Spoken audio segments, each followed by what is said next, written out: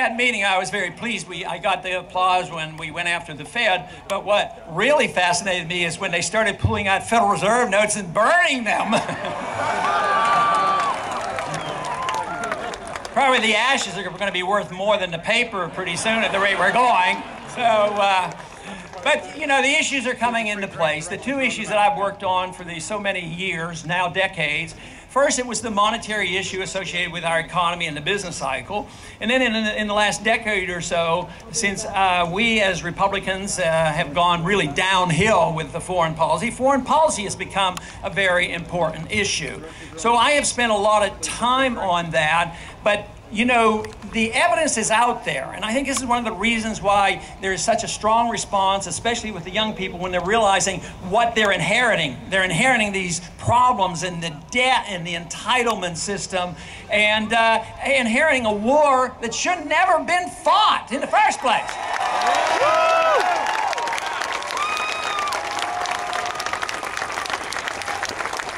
So one thing I do feel good about is the fact that we have been able to reach many libertarians, many conservatives, many constitutionalists that really didn't have much of a home, and they didn't feel like there were enough of them and us out there to really take the position to show that our side of the political spectrum can be opposed to war. And that should be our position. That's the constitutional position. And it's so easy to connect the problems with our foreign policy with our domestic economic problems. Because now we as a nation have obligated ourselves to approximately $1 trillion a year to manage our empire. And it's money we don't have. It's money we tax the people, then we can't tax anymore. We borrow, we can't borrow anymore. Then, of course, you know the answer. Then they go to the Fed and they print a lot more money. Then they wonder why we have problems. You know, it is so clear. Today, there's a lot of talk here on the Hill about solving our energy problems. And on our side of the aisle, they did pick up on one point. It's a reasonable point, but it's almost a distraction. Because they say, you know what we need to do to solve the energy crisis is drill, drill, drill. And that's supposed to solve all the problems. Of course, you know, drilling certainly could be helpful, and if we had more oil, it could play a role. But you have to look at the cost of energy and the cost of our gasoline from a different perspective. One, the value of the dollar. The value of the dollar goes down when you print too many. When you have a foreign policy where you are motivated to do this, obviously us going to the Middle East to protect our oil didn't work so well.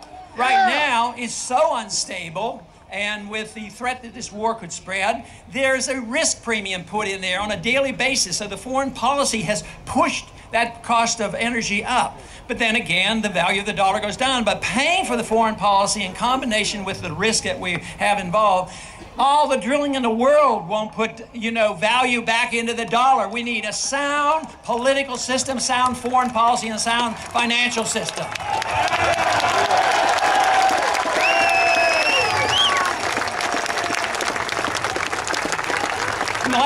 In the last couple of weeks, I've been going to the floor to talk about H-Con Res 362, something that should not be brought to the floor. It should be defeated, but rather within a couple days, if not a week, they had 220 co-sponsors. Fortunately, though, this week I was able to quote two of the sponsors of the bill who were changing their minds because they realized it is so aggressive. It is actually literally advocating a blockade of Iran. That won't help us. Now, the best way to get others to realize the danger of this, and I brought this up in the committee as well as on the House floor, consider what it would be like if a foreign country, a strong government came and they were powerful enough to impose on us a restriction that we couldn't import petroleum products, that they would control all ships, boats, planes, and trains and trucks coming into our country, and all the control of the people. Now, what would we as Americans do? I bet we'd be unified and we'd want to do something about it. But that's exactly what we're doing, and that's exactly what we're threatening. At the same time, we're pretending that our policy is supposed to be undermining Ahmadinejad in Iran. Well, I'll tell you what, if somebody comes and threatens us, I mean, we get unified. Just think, after 9/11, we weren't fighting among ourselves because we saw us being threatened, and it brings people together. So the dissidents in Iran right now are being hurt, and Ahmadinejad is being helped. Now, sometimes I wonder if it isn't deliberate, so that we always have an enemy out there that we have to keep the military-industrial complex going.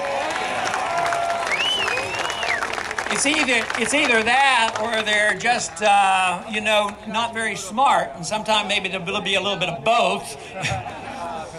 But, we do have the answers. We have the answers. The people have responded well to this message, much stronger than I ever believed. And the magnificent thing over the past year and a half has been the rallies, the people coming together. Because what I have found, and I see it all the time, is the message of liberty and the Constitution. It brings us together regardless of our personal beliefs.